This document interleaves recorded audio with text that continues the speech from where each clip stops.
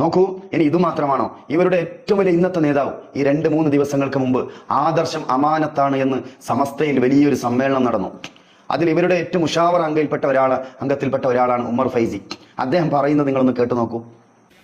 മൗലവിയും അദ്ദേഹത്തിന്റെ ചില കൂട്ടാളികളും കൂടിയിട്ടാണ് എന്താക്കിയത്, ഇവിടെ അത് കൊണ്ടുവന്നത്. ഒരു മനുഷ്യനെ നന്നാക്കാൻ എന്താ അവരുണ്ടാക്കിയത്? ഒന്നും ഉണ്ടാക്കിയിട്ടില്ല. ഏതൊരു ഒരു കാര്യം പറയും, എന്താ ഉണ്ടാക്കിയത്? മജ്ലിസ് അന്നൂർ ബദരീങ്ങളെ വിളിച്ചു ദ്വാരന്നാൽ മുശ്രിക്കാവുന്ന അവർ പറയുന്നത്. മജ്ലിസ് അന്നൂർ ബദരീങ്ങളെ വിളിച്ചു ദ്വാരന്നാൽ മുശ്രിക്കാവുന്ന അവർ പറയുന്നത്. അതുപോലെ ബദരീങ്ങളെ ബദർപാട്ട് ബദർമാല അതൊക്കെ നമുക്കുണ്ട്. എന്താ അദ്ദേഹം പറഞ്ഞത്? ബദരീങ്ങളെ വിളിച്ച് പ്രാർത്ഥിച്ചാൽ ഞങ്ങൾ മുശ്രിക്കാണെന്ന് ഇവിടുത്തെ വഹാബികൾ പറയുന്നു. എന്താ പറഞ്ഞത്? ബദരീങ്ങളെ വിളിച്ച് പ്രാർത്ഥിച്ചാൽ. അപ്പൊ ഇവരുടെ വാദപ്രകാരം ബദരീങ്ങളെ വിളിച്ച് പ്രാർത്ഥിക്കാം. ബദരീങ്ങളെ വിളിച്ച് പ്രാർത്ഥിച്ചാൽ മുശ്രിക്ക് എന്നതല്ലാതെ പിന്നെ മുസ്ലിം എന്ന് പറയണോ? അള്ളാന്റെ റസൂൽ, ഇത് ആരുടെ ആദർശമാണ് നിങ്ങൾ അമാനത്തായി സ്വീകരിച്ചത്?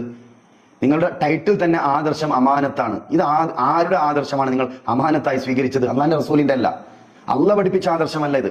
ഇത് അബൂജഹലിന്റെ ആദർശമാണ് നിങ്ങൾ എന്ത് അമാനത്തായി സ്വീകരിച്ചത്. അള്ളാന്റെ റസൂലിന്റെ ആദർശം എന്താണ്? ഖുൽ ഇന്നമാ അദ്ഉ റബ്ബി വലാ ഉശ്രികു ബിഹി അഹദ. ഞാൻ എൻ്റെ റബ്ബിനോട് മാത്രമേ വിളിച്ചു ദുആ ചെയ്യുകയുള്ളൂ, അവനിൽ ഞാൻ ഒരാളെയും പങ്കു ചേർക്കുകയില്ല. ഇവിടെ നോക്കൂ, ബദരീങ്ങളെ വിളിച്ച് പ്രാർത്ഥിക്കാൻ പ്രേരിപ്പിക്കുകയാണ്.